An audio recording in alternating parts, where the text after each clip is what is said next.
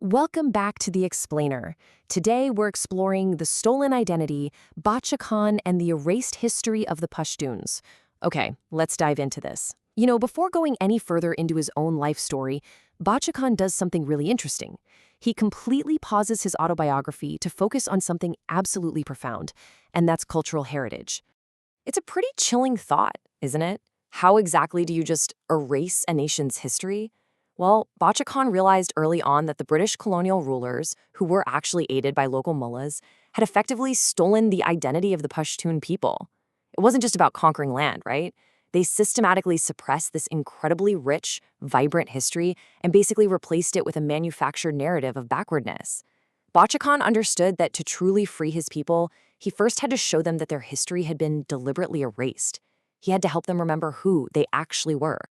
Take a look at the duality of the man himself here.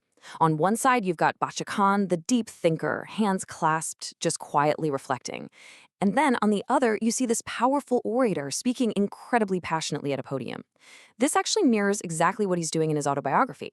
First, he's reflecting deeply on the stolen cultural heritage of the Pathans, the Pakhtuns, and then he's speaking out passionately to remind his people of exactly what was taken from them.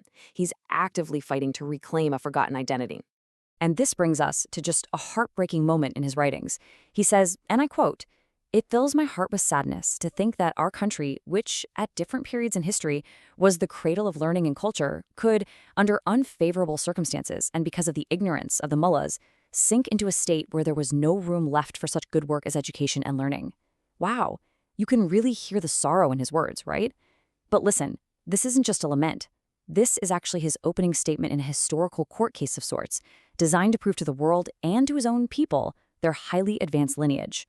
Let's move to and see how this builds a clear historical roadmap. To prove his point, Bacha Khan takes his readers on this massive journey through time. We're talking thousands of years across 4 major eras. So we start millennia ago with the Aryan civilization, then we move into the ancient era with the age of Buddhism, progress all the way to the medieval era marked by Arab conquests, and finally we land in the modern era of British colonial rule. Let's walk through this timeline together. He starts at the very beginning. Bacha Khan explains that the land of the Pashtuns was actually once known as Aryana. This region, encompassing modern-day Afghanistan and Pakhtunkhwa, was, according to his accounts, literally the cradle of the Aryan civilization. It was right here, right on the banks of the river Amu, that the Aryan race first emerged. And get this, here is a phenomenal fact he shares. Back in this ancient time, the people had a common tone, the Aryan language, and Pashtu is actually the closest living language to that ancient root. I mean, think about how deep those roots really go. So, the crucial point is what happened next. Following the Aryans came the age of Buddhism, and this ushered in a true golden age of enlightenment for the entire region. Bacha Khan very proudly points to things like the giant Gautama Buddha statues carved directly into the mountainside in Bamiyan, literally some of the largest in the world. He notes the complex cave dwellings where Buddhist priests and monks lived and studied, and most importantly, he highlights these massive centers of learning, like the great Buddhist university at Atta, near Jalalabad, and the ancient university ruins at Taxila, which are amazingly still standing today.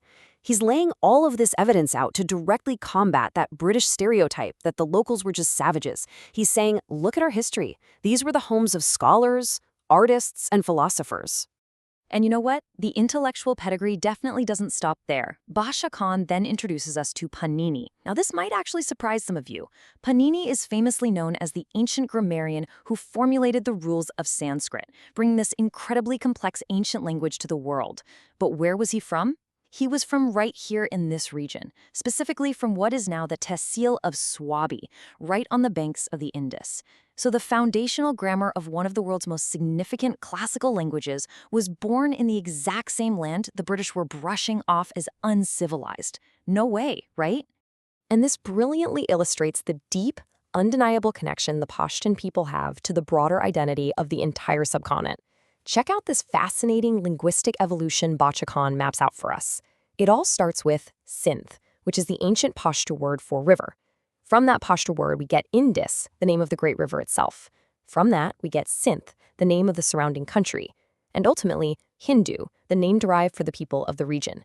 So through language, Bacha Khan is basically proving that the culture and history of this entire massive region are inextricably tied to the Pashtun people. It's like a giant puzzle coming together. From there, the historical narrative shifts to the arrival of Islam. And here, Bacha Khan makes a really sharp distinction. First, he describes the Arab conquerors. He argues that by the time they arrived, they'd actually lost much of their spiritual light and divine piety, and had become blinded by the desire for empire building and expansionism. He notes that the result was the stripping away of the region's splendid ancient culture, without really replacing it with the true spirit of Islam. But in stark contrast, he points to the Islamic spiritual seekers. He speaks with immense pride about the wandering Sufi mystics and scholars who traverse the Islamic world seeking real knowledge. These were the folks who preserved true Islamic philosophy and mysticism. Okay, so let's just pause for a second. Why does Bacha Khan take us on this massive detour? Why spend an entire chapter of his autobiography going back thousands of years to talk about Aryans, Buddhists, and ancient grammarians? What is his immediate political motive for digging up all of this suppressed past? Well, he's fiercely contrasting two competing realities. On the one hand, you have the colonial narrative. The British had basically convinced the world, and tragically many Pashtuns themselves, that they were backward, savage, and totally uncivilized. I mean, even local mullahs were telling the people that their native tongue, Pashto, was literally the language of hell. They were being systematically stripped of their identity. But, on the other hand, you have the historical reality that Bacha Khan is fiercely arguing for, the absolute fact that this land was a cradle of civilization, that their ancestors were highly educated scholars, and that Pashto is one of the oldest, most noble languages on earth. Because of all this, Bacha Khan viewed his mission as something much larger than just politics. It was fundamentally a mission of unbrainwashing a nation.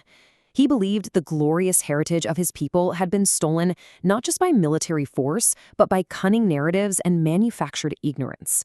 So he knew he needed to enact a profound cultural and spiritual unbrainwashing. He had to restore the self-respect of his people, remind them of their incredible lineage, and empower them with the psychological courage they desperately needed to stand up to their subjugators. Now that he's successfully laid down this hugely empowering historical foundation, Bacha Khan shifts gears back to his own life story in Chapter 3, which is titled Career versus Patriotism. And guys, it features a totally surprising twist. In his youth, the young Bacha Khan actually had this burning ambition to join the British Army. He applied for a direct commission, he was selected, and was even offered a highly prestigious position in a very famous British Indian regiment known as the Guides. But he didn't take it. Something deeply, deeply impactful happened. So what exactly did he see that made him turn away from such a promising military career? What specific shocking event forced this young man to just abruptly abandon his highly sought-after British Army commission and instead set out on a lifelong struggle against them? Well, we are going to be unpacking that exact moment in our next explainer. Until then, I want to leave you with this final, incredibly provocative thought from Bacha Khan. He said, "A nation that forgets its own language will eventually disappear from the map altogether." It just perfectly summarizes everything we've talked about today. Language, culture, and heritage. They aren't just relics of the past. They are literally the soul of a nation, and they are the ultimate key to its survival in the future. So think deeply about the link between your own heritage and your future, and I'll see you in the next explainer where we continue this incredible story.